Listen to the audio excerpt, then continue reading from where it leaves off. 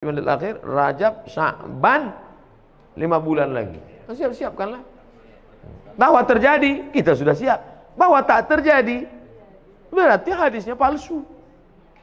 Bukan berarti Nabi Muhammad pembohong. Karena kan tak ada bukti real nyata, ada rekaman rupanya Nabi ngomong qala Rasulullah SAW. Oleh sebab itu, jangan nanti ketika tak terjadi, ini hadis ini bohong aja ini. Bukan Nabi berbohong, hadis itu tak sahih. Nah, ini tentang masalah kalau nanti terjadi model prediksi-prediksi yang begitu. Kalau ibu bapak ibu baca nanti atau dengar ceramah yang modelnya prediksi, perkiraan, disampaikan oleh orang nanti akan begini, akan begini. Nah, kalau sumbernya benar, siap-siap, apa salahnya siap-siap? Tapi andai tidak terjadi pun, kita sudah siap. Jelas? Wallahu a'lam. Kemudian amal doa anak yang soleh. Apakah itu masih anak yang kandung atau doa anak yang yatim yang Ibu kalau mendoakan saya, sampai tak doa ibu ke saya? Sampai. Kita tak ada hubungan. Bapak kalau mendoakan saya sampai apa tidak? Sampai, tak ada hubungan. Makna anak soleh itu bukan membatasi hanya doa dia yang sampai. Makna doa anak soleh itu artinya amal Abdul Somad ada 3 yang tetap mengalir. Ceramah Abdul Somad ini amal dia apa tidak ini? Amal. Kalau Abdul Somad ngasih semen, ngasih batu bata, itu amalnya apa tidak? Amal. Anak Abdul Somad itu anaknya itu amalnya apa tidak? Kalau anak itu bukan amal saya tengok aja bini saya, mungkin lahir anak saya itu.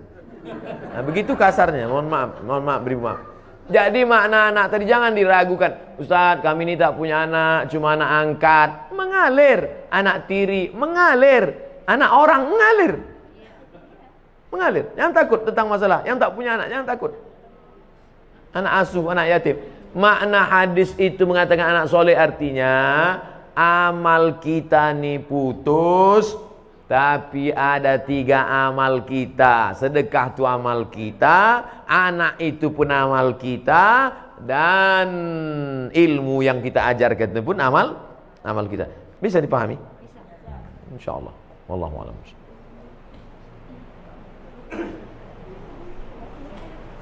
Assalamualaikum warahmatullahi wabarakatuh. Waalaikumsalam. Saya mau menanyakan amalan mana kira-kira yang diterima seorang tua yang punya anak kandung tetapi dia kurang taat beribadahnya, atau dia mengangkat anak bukan anaknya sendiri tetapi anak-anak itu sangat soleh dan sering mendoakan orang tuanya. Jadi amalan mana yang lebih cepat diterima oleh Allah? Itu yang pertama. Dan yang kedua, saya mohon supaya Ustadz dan jamaah yang ada di sini nanti tolong mendoakan untuk kesembuhan ibu saya. Nanti di akhir majelis kita doa semua untuk kesehatan, untuk husnul khatimah, untuk anak-anak kita dijaga dari narkoba. Nanti di akhir majelis. Punya anak kandung, kerjanya minum khamar, sakau, mabuk. Ada anak angkat, orangnya soleh. Kedua-duanya ini berdoa. Mana doanya yang lebih dulu sampai? Illalladzina amanu wa amilus shalihat. Semua manusia ini rugi kecuali orang beriman dan beramal soleh. Yang ditengok bukan anak kandung, anak tiri, anak angkat, tetangga, kawan, jiran, sahabat. Yang ditengok adalah soleh. Makanya Rabbi habli minas sholihin. Jangan takut tidak punya anak, tak ada yang mendoakan. Jangan takut bahwa kita tidak punya anak, tapi kita didik anak-anak kita jadi soleh, baik, bagus, memang itu perintah agama. Tapi terlalu khawatir tak punya anak, jangan takut. Nah, oleh sebab itu maka doa sampai, doa kawan sampai. Itu makanya kita suruh dekat-dekat dengan orang-orang soleh, berjamaah. Meninggal kita, saya insya Allah kalau mati jamaah nih ceramah ini banyak mendoakan. Tak ada pun doa dari tetangga, sahabat, kerabat, doa dari jamaah banyak doakan. Yang penting hablum minan nasnya baik, hablum minallah baik. Maka syarat dikabulkannya doa amanu wa amilus sholihat, beriman dan beramal soleh. Wallahu a'lam.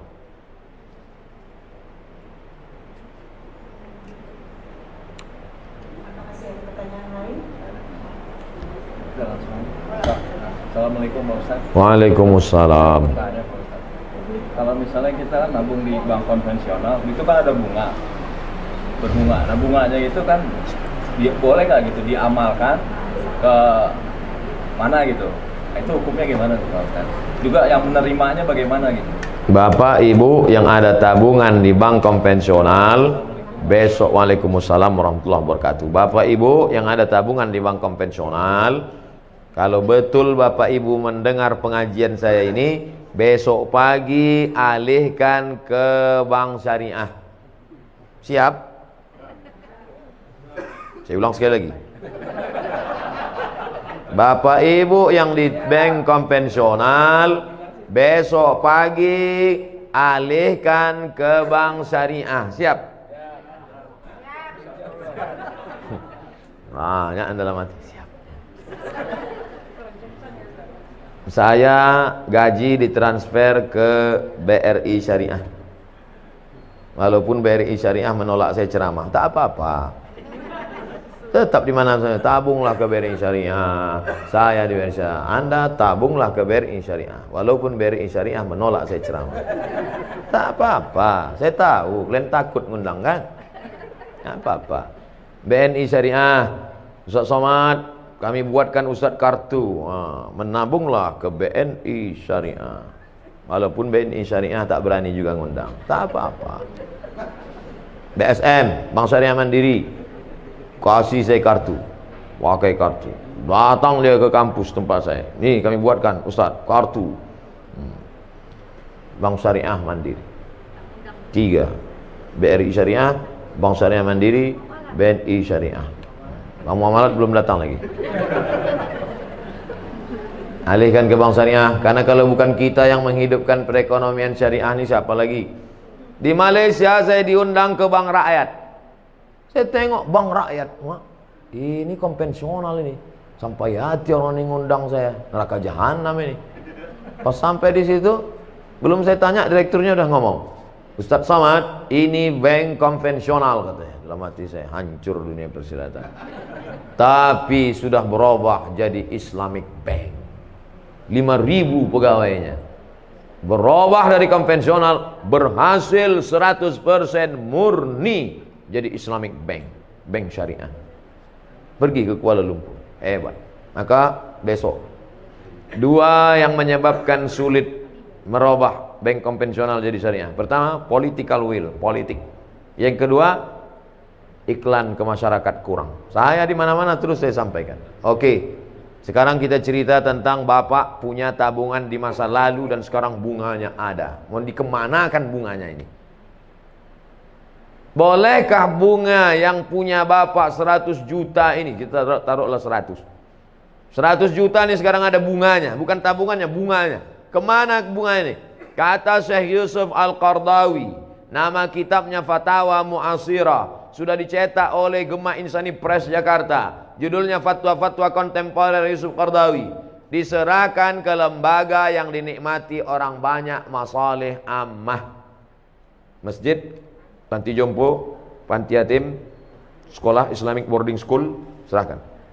Bapak yang ada tabungan-tabung di bank konvensional, duit hasilnya itu riba, jangan kasih ke anak, jangan kasih makan ke rumah, serahkan ke lembaga yang dinikmati orang banyak. Ini jangan Ustaz Somad ini ceramah gini, nanti ujung-ujungnya kemana Pak Ustaz? Ke saya.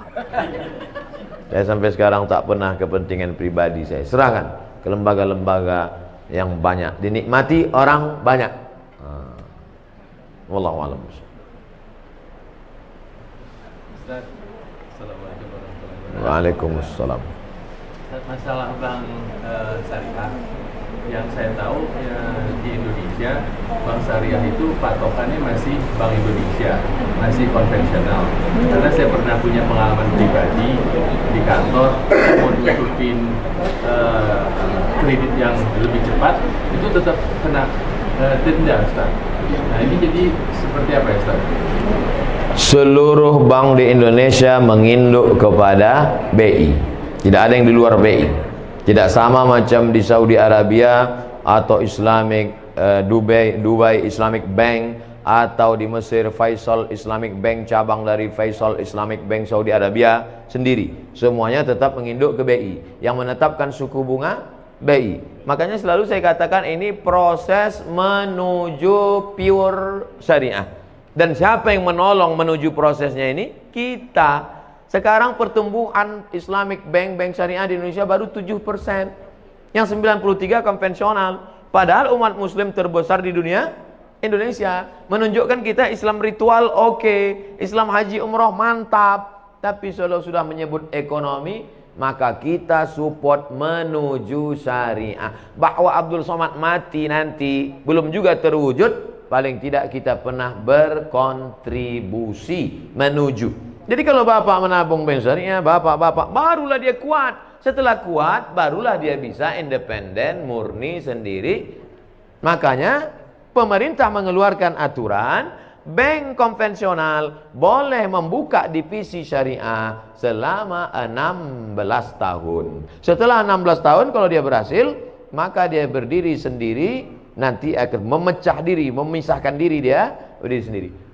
Tapi tetap menginduk. Nanti tetap sampai pada puncaknya. Sekarang beberapa bank daerah Nusa Tenggara Barat, BPD-nya, Bank Pembangunan Daerah, sudah jadi bank syariah. Aceh jadi bank Aceh, Riau insya Allah tak lama lagi, Sumatera Barat Bank Nagari itu akan jadi bank syariah. Setelah nanti ini banyak bank syariah ini bergabung besar, mungkin bukan zaman kita, zaman anak kita, zaman cucu kita, barulah maka kita. Tapi kita nanti ikut ditanya Allah Ta'ala, apa kontribusimu menegakkan bank syariah Indonesia? Aku ikut berkontribusi karena meletakkan uangku di bank syariah. Jadi kalau dikatakan mana itu yang pure murni original syariah, belum, menuju syariah. Mudah-mudahan kita termasuk orang yang ikut berkontribusi dan mensupport program ini.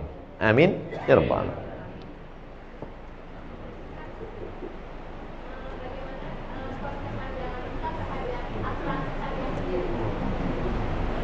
Hukum asuransi ada dua. Yang pertama mengatakan asuransi itu haram.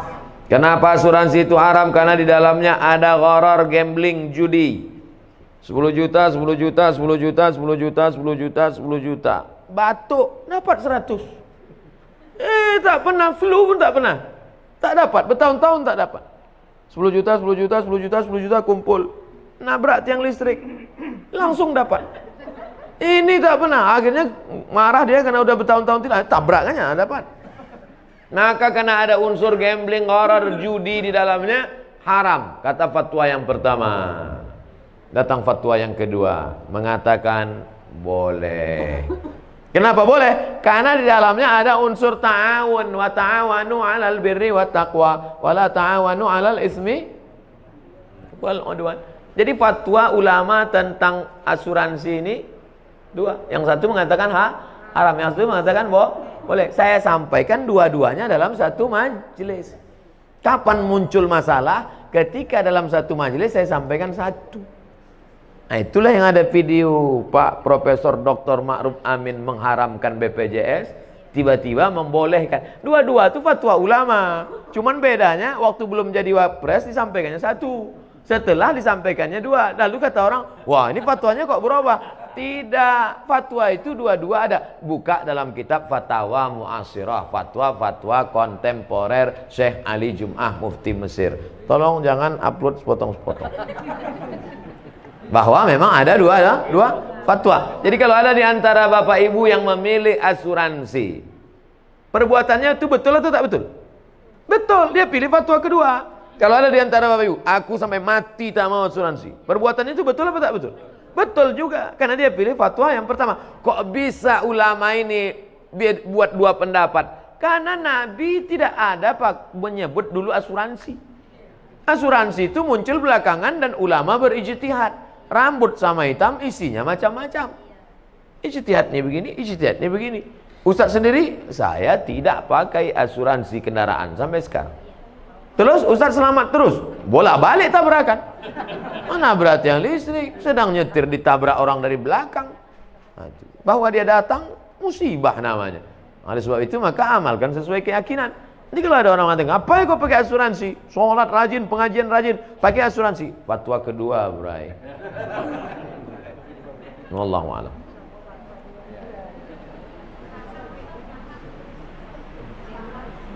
Ya Bu.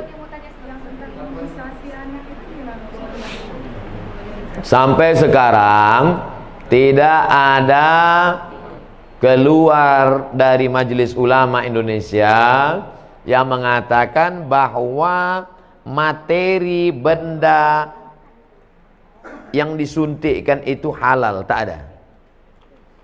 Ini kan ada fatwa halal, ada tak halalnya nih? Oke, oke, halal, halal. Halal ini isinya halal, sedangkan itu suntik itu tidak ada yang mengeluarkan fatwa isinya itu halal, tak ada. Yang ada fatwa boleh memakainya karena darurat, bukan isinya. Boleh memakainya. Bedakan antara fatwa isi dengan fatwa memakai. Sekarang saya masuk ke hutan, sampai di hutan tak ada makanan, yang ada cuma babi. Lalu saya telepon, Assalamualaikum Ustaz. Waalaikumsalam. Ini ada babi nih Ustaz, boleh tak saya makan? Kata Ustaz itu, ada kau makanan yang lain? Tak ada. Jadi pilihannya cuma dua aja Ustaz, mati sama babi. Makanlah babi itu. Apakah babi itu halal? Tidak. Sampai mati babi tak halal. Tapi memakan babi saat itu boleh karena darurat. Karena kalau tak dimakan mati sampai dapat pisang. Kalau udah dapat pisangnya kau makan babi lagi. Assalamualaikum Ustaz. Enak rupanya babi ini Ustaz. Jangan. Dari cerita ilustrasi tadi, paham Bapak Ibu kan? Itu enaknya kita ceramah sama orang cerdas nih. Fatwa tentang materinya halal itu tak ada, tapi memakainya karena nanti akan ada penyakit ini, akan ada ini, akan timbul ini, akan ini datang ini, akan mati, akan cacat. Maka kata ulama, daripada nanti anakmu sakit, aku pakai aja lah, tak apa-apa. Sementara nanti dapat mungkin akan maju teknologi ini, nanti ada umat Islam yang bisa membuat materi yang halal. Jelas? Allahu a'lam. Amin. Salatullah, salamullah ala taha rasulillah.